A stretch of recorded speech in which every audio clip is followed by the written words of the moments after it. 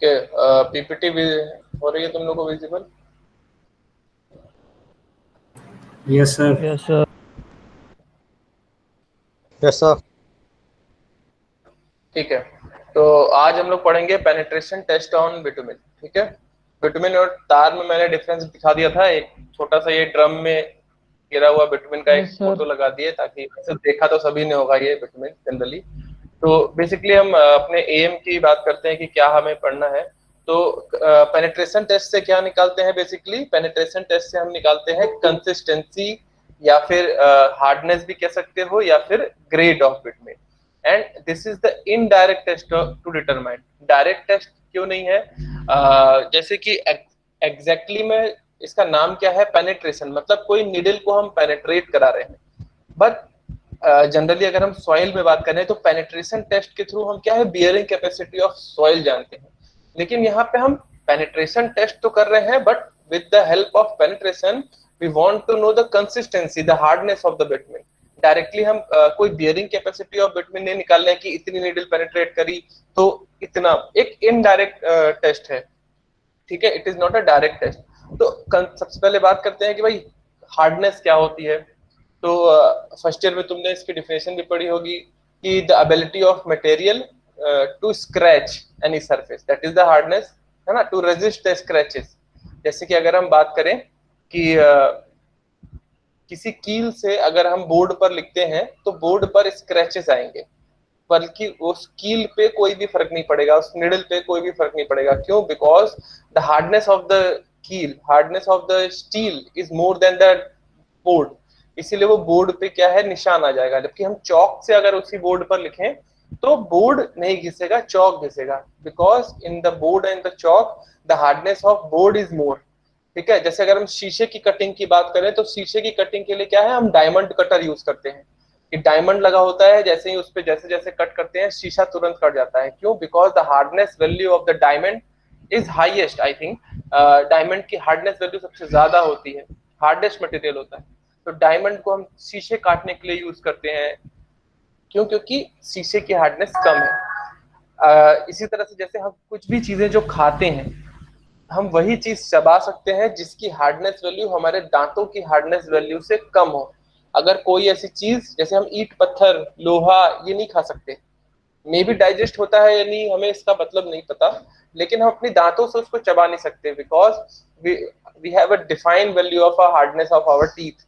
तो उससे कम जिसकी हार्डनेस वैल्यू होगी हम वही खा सकते हैं। तो आखिर हमें हार्डनेस जानना क्यों है बिटुमिन का, इसके भी बात करेंगे। या फिर इसी टेस्ट से ग्रेड ऑफ बिटुमिन भी निकालते हैं। ग्रेड कहने का मतलब जैसे कंक्रीट का ग्रेड होता है, सीमेंट का ग्रेड होता है, तो अलग अलग तरह के ग्रेड होते हैं। ग्रेड डिफाइन करता है कि भाई कहाँ पर कौन सा बिटुमिन यूज करना है। ना ही हमारे पास अब जैसे एग्जैक्टली हमें ये फॉसिल फ्यूल्स से बन रहा है, अलग अलग जगहों से मिल रहा है। कहीं पे कुछ झारखंड से बनता होगा, कुछ आसाम से निकलता होगा, कुछ अदर कंट्री से निकलता होगा। तो जरूरी नहीं है कि जहां से निकल रहा हो, जैसा उसका सोर्स है उस हिसाब से सेम टाइप का बिटुमिन ही निकले। It is not possible. तो डिफरेंट डिफरेंट टाइप्स के बिटुमिन हमारे पास हो जाएंगे।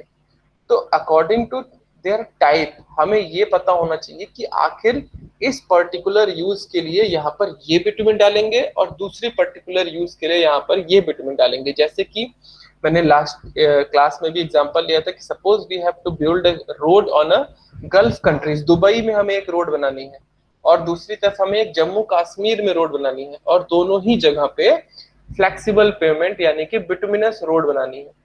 तो ऐसा बिल्कुल भी जरूरी नहीं है कि दोनों जगह का विटामिन सेम होगा। बिकॉज गल्फ कंट्रीज का हॉट क्लाइमेट है, there is a climate of 55 degree to 60 degree Celsius. But Jammu Kashmir में it is comparatively very cold, it is up to the 10 degree Celsius और माइनस। तो दोनों ही जगह पे विटामिन अलग बिहेव करेगा, तो ऑब्वियसली अलग तरह का विटामिन यूज करेगा। तो अब विटामिन का कोई नाम जो हम क्या बताएं कि भाई यहाँ पर ये विटामिन है, यहाँ पर ये विटामिन है, that is defined by the grade. कि भाई ये जैसे सपोज करो A B C D E grade है, मान लो हमारे पास 5 ग्रेड है, तो वी कैन डिफाइन कि we have to use A grade in over there and B grade is over there, and according to grade we can calculate कि अच्छा ए ग्रेड का विटामिन है तो इसमें ये क्वालिटीज होंगी या ये इसमें डिमेरिट्स होंगे। तो इसी तरह से हम इसका ये तीनों चीज फाइंड कर सकते हैं। कंसिस्टेंसी कहने का मतलब अगर एक सिंपल लैंग्वेज में बात करूं कि व्हाट इज कंसिस्टेंसी, तो ability of flow is actually consistency, कि उसमें कितनी फ्लो करने की एबिलिटी है, यानी कितना विस्कस है। अगर हम डायरेक्टली इसकी बात करें, ये सारी चीज तो हम इनडायरेक्टली निकाल रहे हैं, अगर हम एक तरह से डायरेक्टली बात करें तो हम फाइनली यही इससे फाइंड कर रहे हैं कि how much viscous a bitumen is, कि कितना गाढ़ा है वो बिटुमिन। तो देखते हैं, इसमें पहले ऑपरेटर्स के बारे में पढ़ेंगे, पहले हम देख लेते हैं इससे क्या क्या चीज निकालते हैं। First line is written over there, okay.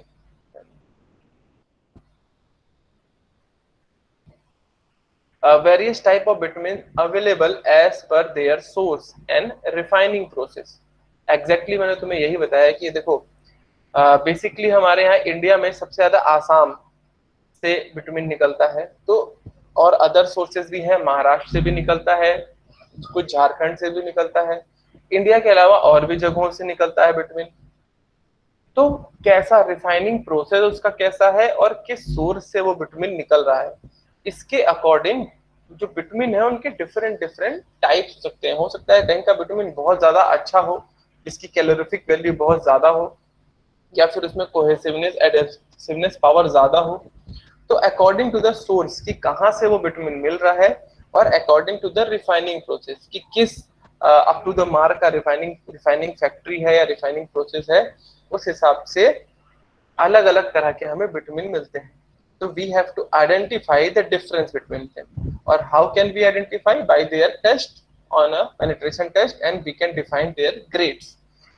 Second point is suitability according to climate and use. जैसा अभी मैंने गल्फ कंट्री और एक जम्मू कश्मीर या शिमला वाला एग्जांपल दिया कि जैसा हमारा क्लाइमेट है और जहां पर जैसा यूज है, उस हिसाब से हमें अलग अलग तरह का बिटुमिन लेना है।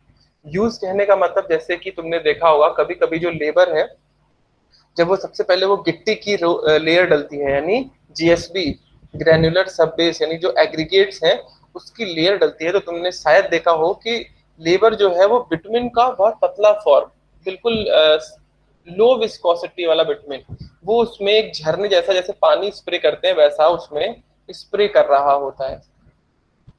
जस्ट एग्रीगेट के लेयर के बाद जब रोलर चल चुका होता है, उसके बाद बिटुमिन और एग्रीगेट का बिल्कुल काला मिक्सचर गिरा करके रोलर चलता है। तो जो हम बिटुमिन और स्मॉल एग्रीगेट्स का मिक्सर कर रहे हैं उसमें तो देख रहे हैं कि वो बिटुमिन बहुत गाढ़ा है, बहुत विस्कस है, लेकिन जो लेबर स्प्रे कर रहा है वो तो काफी पतला है।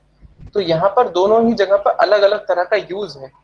तो जैसा हमारा क्लाइमेट है, जैसा यूज है, उस हिसाब से हम उसके बिटुमिन के अलग अलग यूजेस हैं, तो उसके डिफरेंट डिफरेंट ग्रेड्स को हमें आइडेंटिफाई करना है।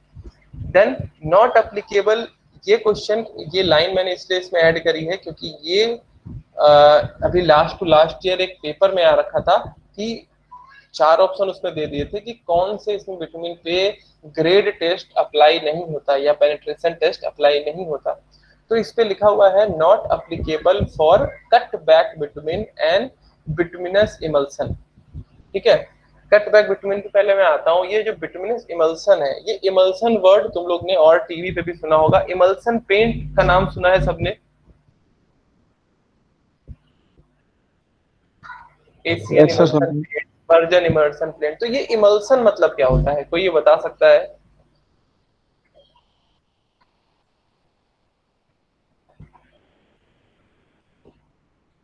एनीवन, किसी को पता Yes, है sir. कि, हाँ बताओ।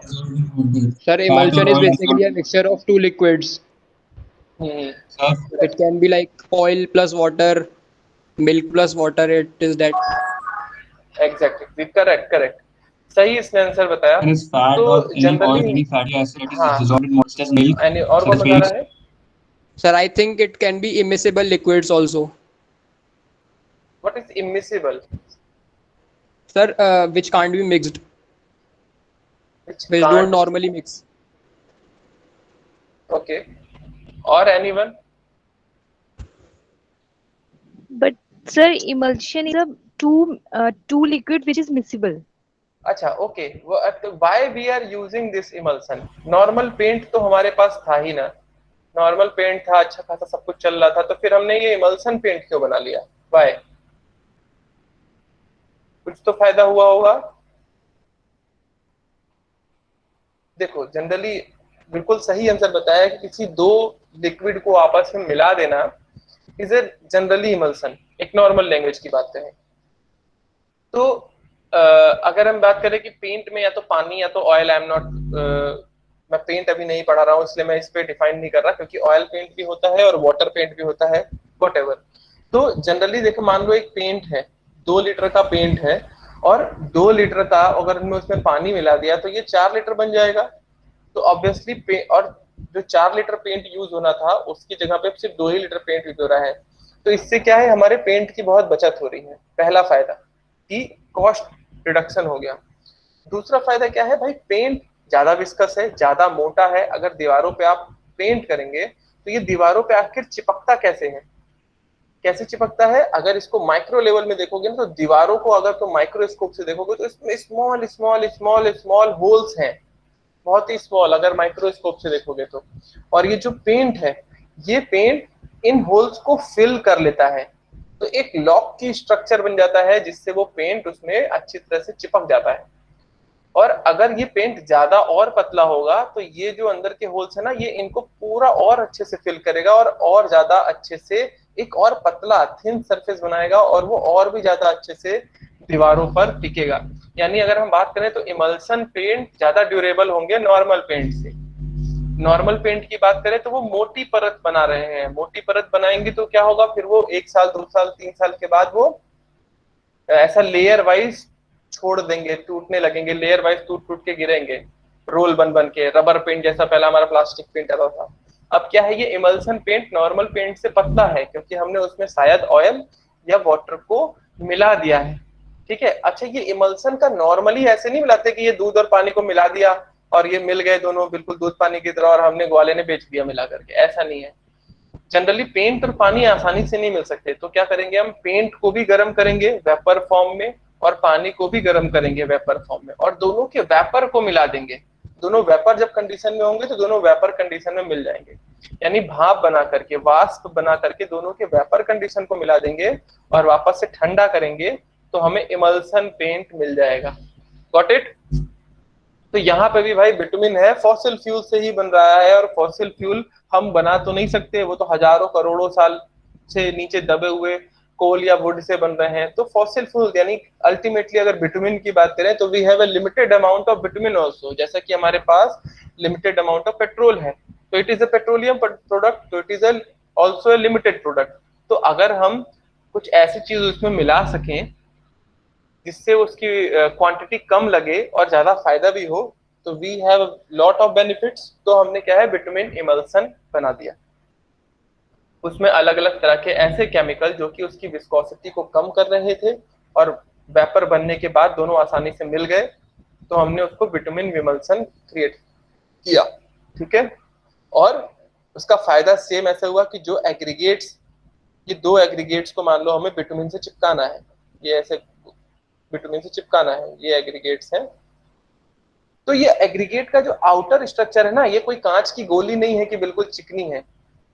कंचे खेलते हो ना, वो कंचा नहीं है, कंचे का क्या है, सरफेस बिल्कुल चिकना होता है। एग्रीगेट्स को अगर माइक्रो लेवल में देखोगे तो उसका सरफेस पे तुम्हें टेक्सचर दिखाई देंगे, और वो जो टेक्सचर होंगे वो रफ होंगे, तो वो विटामिन और ये टेक्सचर आपस में इसको चिपकाएंगे। ठीक है, तो ये विटामिन जितना पतला होगा उस टेक्सचर को और अंदर तक फिल करेगा और उतनी अच्छी तरह से पकड़ेगा। ठीक है, तो जनरली विटामिन में क्या क्या चीजें मिला सकते हैं हम उसको पतला करने के लिए, CCl4, कार्बन टेट्राक्लोराइड, ठीक है, केरोसिन, पेट्रोल, ये सब चीजें अगर हम विटामिन में मिलाएंगे तो उसकी विस्कोसिटी कम होती है। तो किसी भी मीडियम से अगर हम विटामिन की विस्कोसिटी को कम करें तो उसको बोलते हैं कट बैक विटामिन। विटामिन की विस्कोसिटी को कट करना इस कट बैक विटामिन। तो देखो अभी ये आगे अभी जब टेस्ट पढ़ेंगे तो एग्जैक्टली मैं तुम्हें बता दूंगा कि आखिर क्यों नहीं हम कट बैक और विटामिनस इमल्सन पे ये टेस्ट कर पा रहे हैं। अभी सिर्फ ये याद कर लो, ठीक है। फिर ये सबसे इंपॉर्टेंट लाइन है कि bitumen is a temperature susceptible material. Temperature susceptible material मतलब कि अलग अलग टेम्परेचर पे अलग अलग फेजेस में बिहेव करता है, लाइक वाटर, कि जैसे water is a temperature susceptible material. ज्यादा टेम्परेचर और कम कर देंगे तो वो क्या है, लिक्विड से सॉलिड बन जाएगा, बर्फ बन जाएगा। और टेम्परेचर बढ़ाते जाएंगे तो सॉलिड से लिक्विड बन जाएगा, और टेम्परेचर बढ़ाएंगे तो लिक्विड से वेपर यानी गैस बन जाएगा। तो वाटर जैसे कि टेम्परेचर ससेप्टेबल मटेरियल है, उसी तरह बिटुमिन भी है कि जितना ज्यादा टेम्परेचर बढ़ाते जाओगे उसकी विस्कोसिटी उतनी कम होती जाएगी, वो उतना पतला हो जाएगा। और जैसे जैसे टेम्परेचर कम होता जाएगा वो सॉलिड की तरह बिहेव करने लगेगा, पहले सेमी सॉलिड फिर सॉलिड जैसा बिहेव करने लगेगा। तो आखिर ये अलग अलग टेम्परेचर रेंज पे अलग अलग बिहेव करता है, यही इसीलिए हमें इसके टेम्परेचर कैरेक्टरिस्टिक्स को जानना बहुत जरूरी है। अगर हम इंडिया की बात करें तो grade of bitumen ranges from 20 to 30 in India. 20 से 230 तक की रेंज का ग्रेड का बिटुमिन इंडिया में मिलता है, जिसमें सबसे ज्यादा 60/70 60/70 का बिटुमिन इंडिया में यूज होता है। अभी आगे पढ़ते जाओ, इस वाली स्लाइड पे हम वापस से आएंगे और इसमें तुमको खुद ही पता लगेगा कि ये जो एक एक पॉइंट है वो कैसे क्लैरिफाई हो रही है। जो इसके लिए कोड यूज करते हैं, देखो जनरली बिटुमिन पे जितने भी टेस्ट हैं तुम IS 1201 से लेके 1208 या 1210 1210 1978 तक गूगल पे डाल देना, तुम्हें इसके IS कोड मिल जाएंगे। और IS कोड से बिल्कुल इजी लैंग्वेज में है, तुम इसके टेस्ट को पढ़ सकती हो। जरूरी नहीं है कि तुम किसी बुक से पढ़ो, क्योंकि किसी लोकल पब्लिशर के बुक से पढ़ोगे तो हो सकता है इसमें थोड़ी बहुत गलती दी हो। तुम डायरेक्टली अगर तुम्हें कोई भी प्रॉब्लम हो रही है किसी कोड पे या मेरे पढ़ाने के किसी टॉपिक पे कोई डाउट है, तो just prefer your IS code.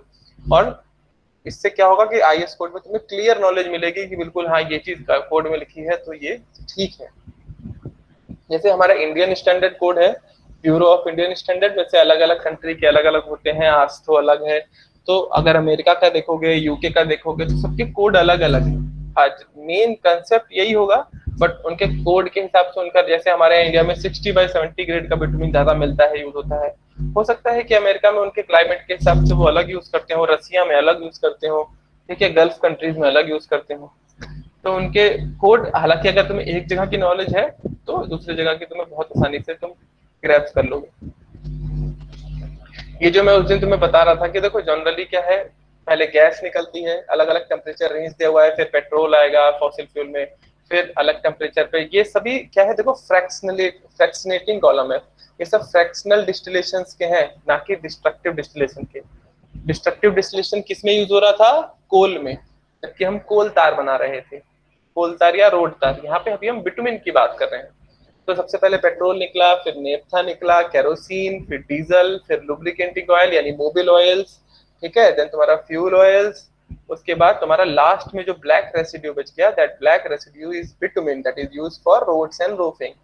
ठीक है, अलग अलग सबका यूज दिया हुआ है। अगर टेम्परेचर रेंज की बात करें तो देखो अप्रोक्सीमेटली 340 डिग्री सेंटीग्रेड के बाद जो हमारा फ्रैक्शनल डिस्टिलेशन के बाद जो बाई प्रोडक्ट बचता है, दैट इज योर बिटुमिन। ये हमारा ऑपरेटस है, उस दिन मैंने लैब में भी दिखाया था। देखो यहाँ पे ये दोनों दिखने में, ये देखो यहाँ पे दो कटोरियां, दो माउल्ड दिया हुआ है, दोनों का साइज अलग अलग है। एक का डाया 35 mm और 55 mm डेप्थ है, दूसरी कटोरी जो है वो उसका डेप्थ, दोनों का माउल्ड का डेप्थ अलग है। यहाँ पे ये मशीन दी हुई है जो कि इसको दैट इज द स्टैंडर्ड पेनेट्रोमीटर, क्योंकि जनरली जो ये पुरानी वाली मशीन थी तो हमें क्या करना होता था, ये स्टैंडर्ड पेनेट्रोमीटर नहीं है क्योंकि इसमें ये वाली मशीन दी हुई है। तो इसमें क्या करना होता था कि हमें हाथ में स्टॉप वॉच लेके 5 सेकेंड तक पेनिट्रेट कराना होता था। स्टैंडर्ड पेनेट्रोमीटर में ये मशीन ऑटोमेटिकली लगी होती है। देखो इसमें करना क्या है, जनरली यहाँ पर ये जो इसके ऊपर ये वेट असेंबली दिख रही है ना, यहाँ पे 100 ग्राम का वेट लगा हुआ है, ठीक। और ये देखो पूरी निडल है, ये अभी इसमें पास से जूम करके देखोगे तो ये ऐसे 0 10 20 ऐसे आगे आगे करते हुए ये 230 या 240 तक ऐसे पूरा, या 360 तक ये पूरा ऐसा घुमा हुआ है निडल डायल गेज पे। देखो यहाँ पे इसमें निडल लगी हुई है। तो पहले अपरेटस के बारे में थोड़ा सा पढ़ लेते हैं कि क्या क्या है अपरेटस में। तो जो हमारी निडल है, तो यहाँ निडल की एक और फोटो लगी हुई है। जो निडल है बिल्कुल सुई की तरह, कि कितने 5 सेंटीमीटर की इसकी लेंथ होती है और डाया होता है 1 mm। ये डाया है, जो ये निडल वाला पार्ट है, ये 3 mm, सॉरी 1 mm का डाया है, और आगे से टेपर्ड है, मतलब बिल्कुल नोकीला सुई जैसा है। और इसके पीछे जो ब्रास का बना हुआ है होल्डिंग सैंक, ये 3 mm का है।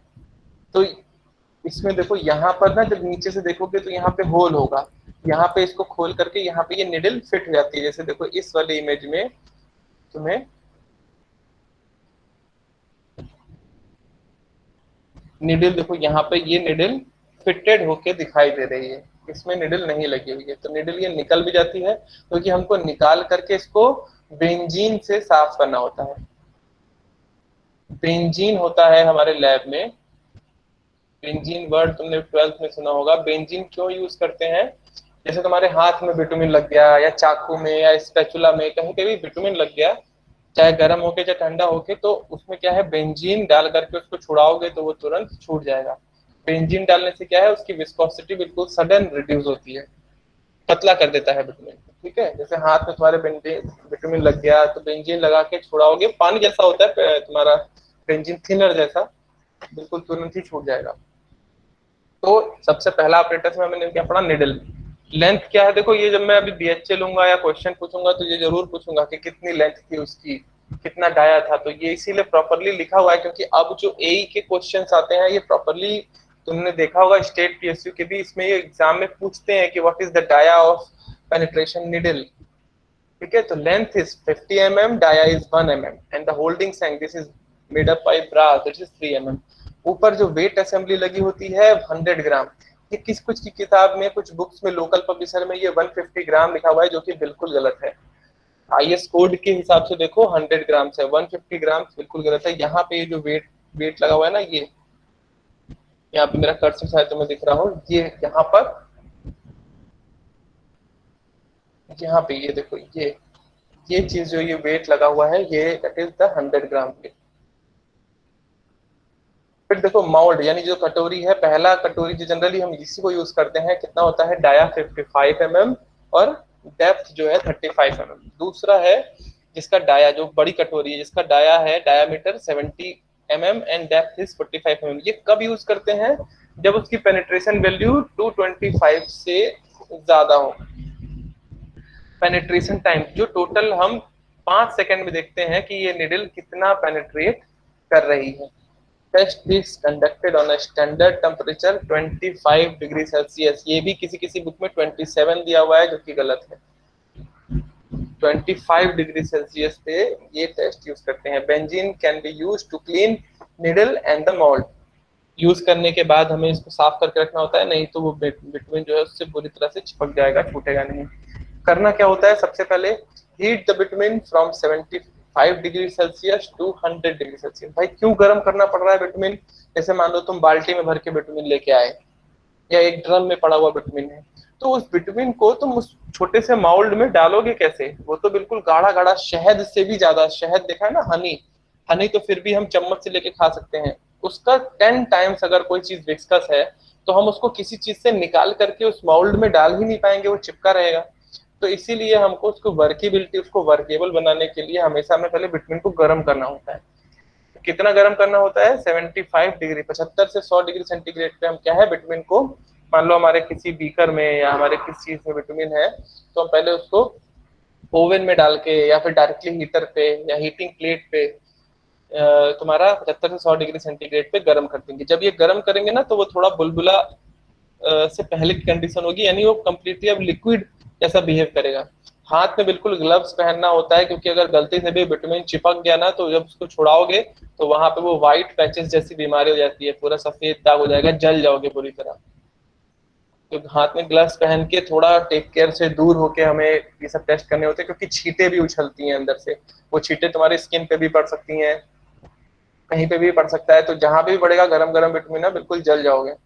तो इसीलिए एप्रिन पहन के, ग्लव्स पहन के जनरली हमें करना चाहिए। विटामिन के जितने भी टेस्ट हैं सब में तुम्हें विटामिन को गर्म करना है, और जब गर्म करने के लिए रखोगे तो उसके आसपास थोड़ा दूर हट जाना होता है, क्योंकि वो बहुत तेजी से हल्का हल्की बूंद बूंद की छींटे मारता है जब वो गर्म होता है, तो बिल्कुल हॉट बिटुमेन। ठीक है, जो हमारा मोल्ड है उसको बेंजीन से, poor in a clean mould, मतलब पहले हम उसको बेंजीन से पुराना बिटुमिन वगैरह लगा होगा उससे प्रॉपरली साफ कर लेंगे, और उसके बाद क्या करेंगे, हम वो जो अपना किसी बीकर या सिस्पैन या जिसमें भी हमने गर्म किया है उससे अपने माउल्ड में पूरा मुंह तक, सरफेस तक भर के उसको भर देंगे अपने कटोरी को, अपने माउल्ड को, और उसके बाद 1 से 1.5 घंटा यानी 60 से 90 मिनट तक रूम टेम्परेचर पे हम उसको ठंडा करने देंगे। उसके बाद उस कटोरी को, हमारे पास वाटर बाथ होता है पानी भरा हुआ, और उस पर हम रख देंगे 20 से 25 मिनट तक हम उसमें वाटर बाथ कराएंगे। ये अब तक जो 4 प्रोसीजर करे ना, कि बिटुमिन को पहले गर्म करे, फिर कटोरी में डाले, फिर ये 60 से 90 डिग्री गर्म पे ठंडा किए, फिर वाटर बाथ करा रहे हैं, ये शुरू के जो पहला तो बिटुमिन को गर्म किए, क्यों, क्योंकि इतना गाढ़ा बिटुमिन था तो हम उसको अपनी छोटी वाली कटोरी में डाल ही नहीं पाते, गर्म तो हमें हर बार करना है, बिटुमिन को हीट करना है। ये जो पहले रूम टेम्परेचर पे ठंडा किए और ये जो वाटर बाथ पे किए ना, ये सिर्फ इसलिए ये 2 प्रोसीजर कर रहे हैं ताकि हमारा टेस्ट हम स्टैंडर्ड टेम्परेचर पे कर सकें, जो कि 25 डिग्री सेल्सियस है। हम किसी भी टेम्परेचर पे टेस्ट नहीं करेंगे, क्योंकि अगर हम वहां के करंट रूम टेम्परेचर के हिसाब से टेस्ट करने लगे तो हमारा रिजल्ट गलत आएगा। क्यों ऐसा करेंगे, अभी उसकी बात करेंगे। ठीक है, needle should be just touch to the bitumen surface, जो निडल है उसको बिटुमिन के सरफेस से बिल्कुल टच करा देंगे, और जैसे ही हम उसको रिलीज करेंगे, मतलब जो 5 सेकंड के बाद वो निडल कितना पेनेट्रेट करी रिलीज होके, और उसके बाद वापस से वो लॉक हो जाएगी। अब इसमें सीधा आते हैं, देखो यहाँ पे पढ़ लो इसको बस, फिर शायद वापस से बैक स्लाइड में जाएंगे। ये वाली लाइन अभी छोड़ दो, at least 10 mm spacing for the next reading, ये लाइन अभी छोड़ते हैं, नेक्स्ट पढ़ते हैं। Dial gauge set to 0 as a initial reading, और in the units of 1/10 of 1 AMM as 3.5 mm set to be 30/40 grade of bitumen। अब वापस से सीधे यहाँ पे आते हैं, यहाँ समझने की कोशिश करते हैं। देखो ये हमारी मान लो छोटी वाली कटोरी है, छोटा वाला माउल्ड है, क्या इसका डाया था 55 mm डाया था। तो हमने क्या किया, कहीं पे बीकर में या सिस्पैन में हमने पहले बिटुमिन को गर्म किया, कितने डिग्री पे गर्म किया, 75 से 100 डिग्री पे हमने उसको गर्म किया। जब वो गर्म हो चुका है तो अब वो क्या है, लिक्विड बन चुका है, बिल्कुल गरम गरम, बिल्कुल लिक्विड है ना, अगर गलती से छू दिए तो जल जाओगे। तो उस गरम बिटुमिन को क्या है, हमने पॉर कर दिया अपनी कटोरी में, इस मोल्ड में। अब इस मोल्ड में जब गरम गरम बिटुमिन है, गरम बिटुमिन में निडल पेनिट्रेट कराओगे तो वो तो पूरा ही नीचे चला जाएगा ना, उसमें कुछ विस्कोसिटी ही नहीं होगी। तो हमें पहले उसको रूम टेम्परेचर पे ठंडा करना पड़ेगा। बिल्कुल अगर हम सडन इसको पानी में डायरेक्टली डाल दें तो क्या होगा, आउटर सरफेस तुरंत जो पानी के कांटेक्ट में आएगा वो तुरंत ठंडा होकर सॉलिड हो जाएगा, लेकिन अंदर अंदर से उसमें हीट रहेगी, और इससे बिटुमिन का स्ट्रक्चर भी खराब हो जाएगा, क्वेंचिंग इफेक्ट आ जाते हैं, कई सारी चीजें आती है। तो हमें इसको पहले ग्रेजुअली ठंडा करना पड़ता है। तो हमें 1 से 1.5 घंटे, मतलब तुम समझ रहे हो, अगर तुम ये लैब में आते तो सबसे पहले तुम्हें 20 मिनट तक ये बिटुमिन को गर्म करते, फिर 1-1.5 घंटे तुम्हें बैठे रहना पड़ता कि जब तक ये रूम टेम्परेचर पे तुम इसको ठंडा ना होने दो। फिर इसके बाद 1-1.5 घंटे के बाद इसी कटोरी को तुम वाटर बाथ में अंदर पानी में डालते, जो कि 20 से 25 मिनट तक उसको वाटर बाथ कराते, रूम टेम्परेचर पे ना करने के लिए बल्कि स्टैंडर्ड टेम्परेचर पे करने के लिए। क्योंकि देखो जिस वक्त ये तुम टेस्ट कर रहे हो, अगर मान लो तुम जनवरी में लैब में आके टेस्ट कर रहे होते तब तो लैब रूम का टेम्परेचर 10 डिग्री होता, और अगर तुम ये अभी गर्मियों के टाइम में आके टेस्ट कर रहे होते तो हो सकता है तुम्हारे रूम का टेम्परेचर 40 डिग्री होता। तो हमें उसकी एग्जैक्ट पेनिट्रेशन वैल्यू ही नहीं मिलती। हम क्या करते हैं, हम एग्जैक्ट जो है स्टैंडर्ड टेम्परेचर जो कि 25 डिग्री सेल्सियस है, हम उस पे मेंटेन कराते हैं, रूम का टेम्परेचर चाहे जो भी हो। और हमें ये पता होता है कोफिशिएंट से कि 1 डिग्री बढ़ने से या 1 डिग्री घटने से इसके बिहेवियर में कितना चेंजेस आएगा, तो उसका हम उस कांस्टेंट का उसमें मल्टीप्लाई कर देंगे। जैसे अगर मान लो अब हमें 25 डिग्री पे स्टैंडर्ड टेम्परेचर पे अगर हमें किसी चीज के बारे में पता हो गया, तो अब चाहे ठंडी हो चाहे गर्मी हो, हम उसमें टेम्परेचर डिफरेंस और उसके टेम्परेचर कोफिशिएंट का मल्टीप्लाई कर देंगे, उसका बिहेवियर पता लग जाएगा। जैसे कि सेम हमने पढ़ा होगा, जैसे alpha L alpha delta T, जैसे मान लो किसी चेन की लेंथ जो है 30 मीटर है, और ये 30 मीटर की जो चेन की लेंथ है वो 25 डिग्री स्टैंडर्ड टेम्परेचर पे है। अगर हम बात करें कि भाई 40 डिग्री पे जब गर्मियों में उस चेन को यूज कर रहे हैं सर्वे के लिए, तो क्या उसकी लेंथ 30 मीटर रहेगी? नहीं रहेगी। कितनी रहेगी? तो फिर हमको कई सारे एक्सपेरिमेंट से जाके कुछ पता लगा होगा कि अगर स्टील की चेन है तो वो पर डिग्री में इतना इंक्रीज करेगी, यानी उसका टेम्परेचर कोफिशिएंट समथिंग कुछ होगा। और अगर टेम्परेचर डिफरेंस, जैसे अगर मान लो आज के डेट में 40 डिग्री टेम्परेचर है और स्टैंडर्ड टेम्परेचर 25 डिग्री है, तो 15 डिग्री का डिफरेंस आ गया, तो 15 डिग्री और इंटू उस कोफिशिएंट का मल्टीप्लाई कर दें, तो एग्जैक्टली हमको पता लग जाएगा कि आज की 40 डिग्री की डेट में वो चेन अगर धूप में पड़ी होगी तो उसकी कितनी लेंथ हो चुकी होगी। तो इसके लिए हमने क्या देखा कि भाई टेम्परेचर डिफरेंस और टेम्परेचर कोफिशिएंट। तो क्या हम हर बार चेन की लेंथ का मेजरमेंट अलग अलग टेम्परेचर के लिए कर रहे थे? नहीं, बल्कि हमने स्टैंडर्ड टेम्परेचर पे उसको स्टैंडर्डाइज कर दिया। अब जो भी टेम्परेचर में डिफरेंस आएगा उसमें हम मल्टीप्लाई कर देंगे। बहरहाल ये एक अलग टॉपिक है, फिलहाल हम वाटर बाथ क्यों करा रहे थे उसको स्टैंडर्ड टेम्परेचर पे मेंटेन करने के लिए। अब ये देखो, ये जो ये कटोरी है ना, बिल्कुल ये विटामिन से भरा हुआ, बिल्कुल मुंह तक ऐसा भरा हुआ होगा। उसको जस्ट नीचे यहाँ पर इस निडल को बिल्कुल सरफेस से जरा सा टच करा करके लगा देंगे, और ये जो डायल गेज है इसको 0 पर सेट कर देंगे। ठीक, यहाँ पे डायल गेज 0 पे सेट कर दिया। अब जब इसको ऑन करेंगे तो यहाँ पे टाइमर ऑन होगा और 5 सेकेंड तक ये वाला बटन अपने आप दबा रहेगा, यानी ये निडल जो है ये फ्री होगी इस बिटुमिन में अंदर पेनेट्रेट करने को, फ्री रिलीज करेगा। ठीक है, और 5 सेकंड के बाद ये ऑटोमेटिकली खट्टे से ऐसा बाहर आ जाएगा, तो ये फिर निडल फ्री नहीं होगा, ये लॉक हो जाएगा ये निडल। तो सिर्फ और सिर्फ 5 सेकंड में ये निडल उस बिटुमिन में कितना पेनेट्रेट करती है, इससे हमें पता लगेगा कि उसकी पेनेट्रेशन वैल्यू कितनी है। जैसे कि अगर हम बात करें तो एक ये इनडायरेक्ट टेस्ट क्यों था, क्योंकि अगर तुम इसमें डायरेक्टली बात करो तो डायरेक्टली विस्कोसिटी ही मैटर कर रहा है। अगर बिटुमिन बहुत गाढ़ा है, बहुत विस्कस है, तो ये निडल उसमें क्या है, कम पेनिट्रेट करेगा। और बिटुमिन बहुत पतला है, इसकी विस्कोसिटी बहुत कम है, तो ये निडल जो है उसमें ज्यादा अंदर तक पेनिट्रेट करेगा। ठीक है, तो ये निडल जितना अंदर तक पेनिट्रेट करेगा, फिर ये निडल को, ये जो हमारा डायल गेज है, इस डायल गेज को ऐसा घुमा देंगे। जैसे मान लो ये निडल थोड़ा इतना अंदर तक पेनिट्रेट कर गया, तो ये वाला गैप भी यहाँ पर आ जाएगा। अब ये गैप को जब इसको यहाँ पे ऐसा घुमाओगे तो मान लो ये वाला तुम्हारी सुई यहाँ पर आई और ये मिल गया। अब यहाँ पे हम रीडिंग पढ़ लेंगे। मान लो अगर हमारी यहाँ पे रीडिंग दी हुई है 8.5, ठीक है, 8.5 mm में, ये 8.5 mm, तो इसकी पेनिट्रेशन वैल्यू कितनी हो गई, 8.5। और इसको बोलेंगे कैसे, ये 80 से 90 के बीच में है, तो इसको बोलेंगे ग्रेड ऑफ बिटवीन इज 80/90। एक बार देखो इसको फिर से समझ लो कि अगर मान लो मैं तुमको 2 बिटुमिन दूं, या फिर तुम इसको ऐसे समझ लो, दूसरा एक क्वेश्चन पूछता हूं मैं तुमसे कि एक हमारे पास 2 सैंपल हैं बिटुमिन के, एक आसाम से आया है, एक दूसरा सैंपल महाराष्ट्र से आया है। ये वाला आसाम से आया है मान लो, ये महाराष्ट्र से आया है। 2 सैंपल हमारे पास आए हैं चेक करने के लिए। अगर मैं तुमको बोलूं कि आसाम वाले सैंपल में जब हमने चेक किया तो ग्रेड आया 20/30, और जो महाराष्ट्र में चेक किया उसका ग्रेड आया 60/70। तो यहाँ पर देखो 20/30 है, यानी पेनेट्रेट, अगर मैं बात करूं तो पेनिट्रेशन बहुत कम हुआ है।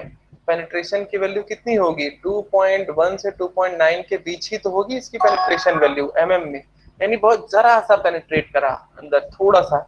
जबकि महाराष्ट्र के बिटुमिन की बात करें तो इसका 6.1 से लगभग 6.9 के बीच कोई एक रीडिंग होगी, तभी हम इसको 60/70 ग्रेड ऑफ बिटुमिन बोल रहे हैं। तो ये बताओ इन दोनों बिटुमिन में से गाढ़ा बिटुमिन कौन सा है, which one is more viscous?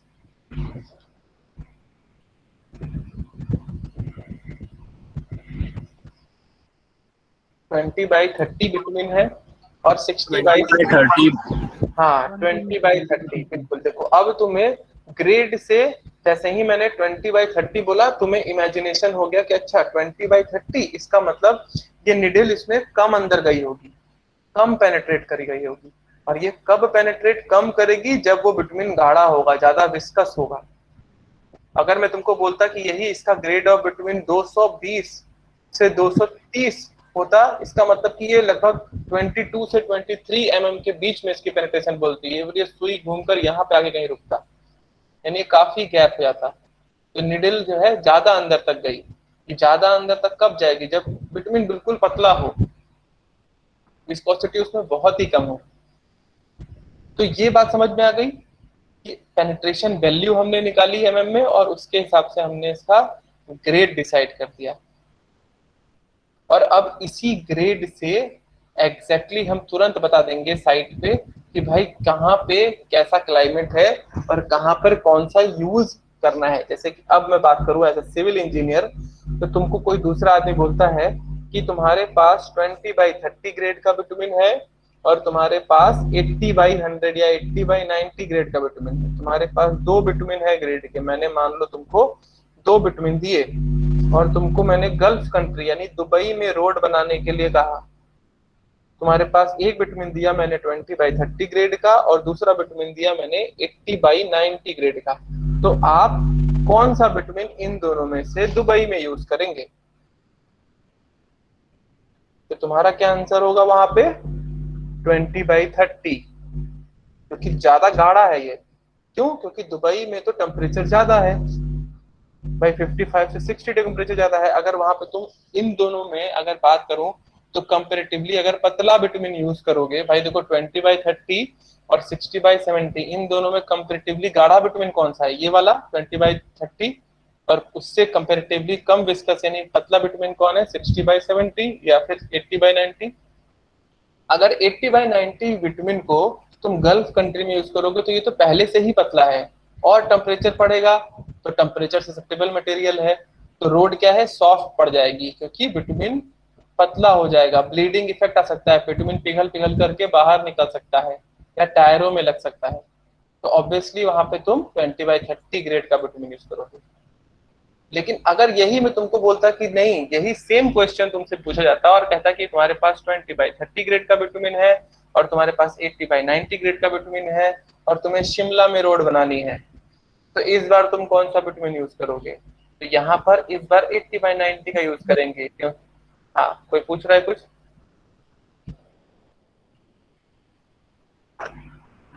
नहीं पूछा, ठीक है। यहाँ पे अगर 20/30 पहले से ही गाढ़ा विटामिन अगर तुमने यूज करा जम्मू कश्मीर में, तो भाई वहां तो ठंड है, वो और भी जम जाएगा और कड़ा हो जाएगा। जब और कड़ा हो जाएगा तो उसमें माइनर क्रैक्स, माइक्रो स्ट्रक्चर के लेवल के क्रैक्स कॉन्ट्रैक्शन की वजह से आ जाएंगे। और उसमें बर्फ भी जम जाती है जम्मू कश्मीर पे, तो वो बर्फ पिघल पिघल के उसके अंदर चली जाएगी रोड के और सॉइल को स्टेबलाइज करेगी, फाइनली वो रोड धंस जाएगी। तो यहाँ पे अभी इतना डिटेल में नहीं पढ़ना है, डीप में, बस ये समझ जाओ कि ठंडियों का टाइम है, तो ठंडियों के टाइम में जहाँ ज्यादा कोल्ड वेदर है तो कोल्ड वेदर में ज्यादा गाढ़ा विटामिन नहीं, कंपेरेटिवली पतला विटामिन यूज करेंगे। तो यहाँ पे ये साइट पे ऐसा गाढ़ा पतला ये वर्ड नहीं यूज करते, वहां पे डायरेक्टली बात करते हैं ग्रेड ऑफ विटामिन क्या है, कौन सा ग्रेड ऑफ विटामिन यूज कर रहे हो। तो तुम्हें as a civil engineer grade से तुरंत दिमाग में आना चाहिए कि अच्छा कोई 20/30 ग्रेड बोल रहा है या फिर कोई 80/90 ग्रेड बोल रहा है। तो तुरंत समझना चाहिए अच्छा 20/30 यानी पेनिट्रेशन वैल्यू 2.1 से 2.9 के बीच में, यानी काफी गाढ़ा विटामिन है, बहुत ही कम पेनिट्रेट करा। 80/90 ग्रेड का विटामिन पेनिट्रेशन वैल्यू उसकी 8.1 से 8.9 के बीच में होगी, कंपेरेटिवली 20/30 से काफी पतला विटामिन है, तभी तो निडल ज्यादा अंदर तक चली गई, ज्यादा अंदर तक पेनिट्रेट कर गई। तो इन दोनों में अगर हम बात करेंगे 80/90 कम विस्कोसिटी वाला है 20/30 के कंपैरिजन में। अब जैसा जिसका यूज। अब वापस से यहाँ पे आते हैं, ये जो पहली लाइन मैंने बताया था कि मैं इसको अभी डिस्कस करूंगा कि not applicable for cutback vitamin और विटामिनस इमल्सन। भाई जब कटबैक विटामिन या इमल्सन की बात कर रहे हैं तो ये तो बिल्कुल पतला लिक्विड होगा ना, ये तो सेमी सॉलिड फॉर्म में होगा ही नहीं। तो निडल जैसे ही 5 सेकंड में रिलीज करोगे वो तो जाके बिल्कुल बॉटम को हर बार टच कर देगा। क्योंकि उसमें कोई विस्कोसिटी ही नहीं है। इसकी विस्कोसिटी को तो हमने कम करा है, उसमें पेट्रोल, केरोसिन या बेंजीन या ऐसे कार्बन टेट्राक्लोराइड वगैरह मिला मिला करके पतला पेंट जैसा बना दिया है। तो जब पतला पेंट जैसा बना दिया है तो वो निडल तो पूरी बार बार बॉटम को टच कर देगी, तो ये तो अप्लीकेबल है ही नहीं। तो ये क्लियर हो गया कि आखिर क्यों कटबैक बिटुमिन और बिटुमिनस इमल्सन के लिए ये टेस्ट अप्लीकेबल नहीं है। ठीक है, एक स्लाइड में और एक बात मैंने छोड़ी थी, जो दूसरा डाया है। अब देखो कंपैरेटिवली अगर ज्यादा मतलब पेनिट्रेस काफी कम विस्कस है बिटुमिन, तो अब ये मान लो निडल 35 mm के बॉटम को बार बार छू जा रही है, लेकिन ये जरूरी नहीं है कि डायल गेज पूरा 360 तक गया हो, तो हमें और ज्यादा गहरा एक मोल्ड यूज करना पड़ेगा, उससे ज्यादा गहरा। तो दूसरा मोल्ड जो कि रेयर यूज होता है, तो दूसरा मोल्ड जो दूसरी कटोरी है उसकी डेप्थ जो है 45 mm है, जो कि बहुत ही कम यूज होता है। ठीक, इनिशियल रीडिंग 0 कर दिया, ये सारी चीज हो गया। हाँ, अब इसमें ये एक लाइन मैंने छोड़ी थी कि at least 10 mm spacing for the next reading. तो देखो हम किसी एक रीडिंग से तो हमेशा श्योर होते नहीं है, हमको मिनिमम 3 रीडिंग लेनी होती है और उसका हम क्या करते हैं, एवरेज निकालते हैं, है ना। तो यहाँ पे भी अब हम बार बार उस बिटुमिन को 1.5 घंटा 1 घंटा गर्म करो, 1.5 घंटा ठंडा करो, फिर 20 मिनट वाटर डेप्थ में बार बार कटोरी में भर भर के ऐसा थोड़े ना करेंगे। एक बार हमने कटोरी में भर दिया, उसमें ही थोड़ी थोड़ी दूरी पर जो है कभी यहाँ निडल पेनिट्रेट करा दिया, कभी यहाँ करा दिया, कभी यहाँ करा दिया, 3 सैंपल इसी में ले लेंगे, एवरेज ले लेंगे। तो ये बोल रहा है कि जो पहला जहाँ पे तुम निडल पेनिट्रेट कराओगे ना, जो छेद बन गया है, उससे दूसरा कम से कम 10 mm की दूरी पे रखो, क्योंकि अगर उसके बहुत पास रखोगे तो वापस से वो उसी के अंदर में पेनिट्रेट कर जाएगा, आसपास में अपने आप ही। क्योंकि वो अगर माइक्रोस्कोप से देखोगे तो भाई वो तो देखो, पेन मेरा इसमें सही चलता नहीं है, वो इस तरह का बना होगा ना कवर करते हुए। तो थोड़ा दूरी पर, मतलब 10 mm कहने का मतलब थोड़ा दूरी पर दूसरी जगह पे निडल पेनिट्रेट कराओ, उसी सेम कटोरी में, सेम मोल्ड में। देखो ये लिख रहा है as 3.5 mm set to be 30/40 grade of bitumen. ठीक है, इसको 3.5 है तो इसको 1/10 ऑफ mm बोलते हैं, जैसे 3.5 तो 30/40 ग्रेड। ठीक, देखो यहाँ पे इस तरह से बिल्कुल पहले सरफेस पे हमने टच कराया, ऊपर इस तरह से 100 ग्राम का वेट लगा हुआ था, और यहाँ पे लगाया, स्टार्ट करा, तो जब 100 ग्राम की वेट की वजह से ये निडल पेनिट्रेट करेगा, और ये बिटुमिन स्टैंडर्डाइज कराया हमने 25 डिग्री सेल्सियस पर। 5 सेकंड के बाद ये ऑटोमेटिकली लॉक हो जाएगा। जितना भी ये पेनिट्रेट करा नीचे, ये जो बीच में गैप हुआ ना, यहाँ ये और ये जो इसके बीच में जो गैप हुआ, उस डायल गेज मान लो यहाँ पे ऐसे पहले टच हुआ होगा, उस डायल गेज को जब यहाँ पे ऐसे टच कराएंगे नीचे घुमा करके बीच वाला, तो इसका जो गोल वाला है यहाँ 0 पे पहले सेट करेंगे, मान लो ये यहाँ आ गया कहीं पर, और यहाँ पे इसका मान लो 12 से 13 के बीच में आया, यानी 12.7 यानी 12.7 mm मान लो इसका पेनिट्रेशन वैल्यू आई। तो ग्रेड ऑफ बिटुमिन कितना हुआ, 120/130। ठीक है, एंड हो गया, इसके आगे नहीं है तो कुछ स्लाइड नेक्स्ट। ठीक है, आगे नहीं होगा।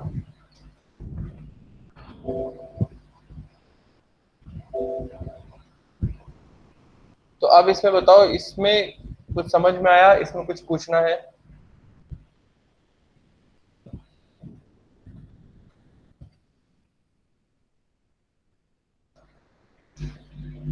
शॉर्ट में एक बार रिवाइज कर दे रहा हूँ भाई। बिटुमिन को पहले गर्म करना है, कितना गर्म करना है, 75 से 100 डिग्री पे पहले हीटिंग प्लेट पे या हीटर पे गर्म कर दिए सिस्टैन में रख के। जब बिटुमिन बिल्कुल उबलने लगा, पतला हो गया, लिक्विड हो जाएगा, तो हम उसको कटोरी में अपने पलट देंगे, अपने मोल्ड में। नॉर्मली जो मोल्ड हम यूज करते हैं, जो छोटे वाला मोल्ड है, वो इसको यूज करते हैं। उसकी डेप्थ होती है 35 mm और उसका डाया होता है 55 mm। ठीक है, अब उसमें जब गरम गरम बिटुमिन पलट दिए हैं बिल्कुल सरफेस पे टच करा के, तो 1-1.5 घंटा बैठ के वेट करेंगे, उसको रूम टेम्परेचर पे ठंडा होने देंगे, ताकि वो ग्रेजुअली ठंडा हो। सडनली अगर हमने पानी में डाल दिया तो उसमें कई सारे क्वेंचिंग इफेक्ट और कई सारी चीजें हो जाएंगी, और वो बाहर से आउटर सरफेस ठंडा हो जाएगा लेकिन इनर सरफेस में हीट रहेगी, तो पेनिट्रेशन वैल्यू वो सही नहीं देगा। और हमें अपना टेस्ट स्टैंडर्ड टेम्परेचर पे ही करना होता है जो कि 25 डिग्री सेल्सियस है। तो हम इसको बिटुमिन को अपने वाटर बाथ में डाल देंगे, वाटर बाथ में डाल के उसको 25 डिग्री पे सेट कर देंगे। हाथ में थर्मामीटर लिए रहेंगे, बार बार बिटुमिन में डाल डाल के चेक करते रहेंगे कि अच्छा 25 डिग्री हो गया कि नहीं।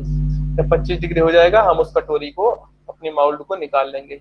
उसको जस्ट इस अपना एक पेनिट्रेशन निडल लगाया इसमें और उसके जस्ट नीचे सरफेस से टच करा के, उसके मतलब बिटुमिन का जस्ट सरफेस और निडल का पॉइंट वहां पे टच करा के फिक्स कर देंगे।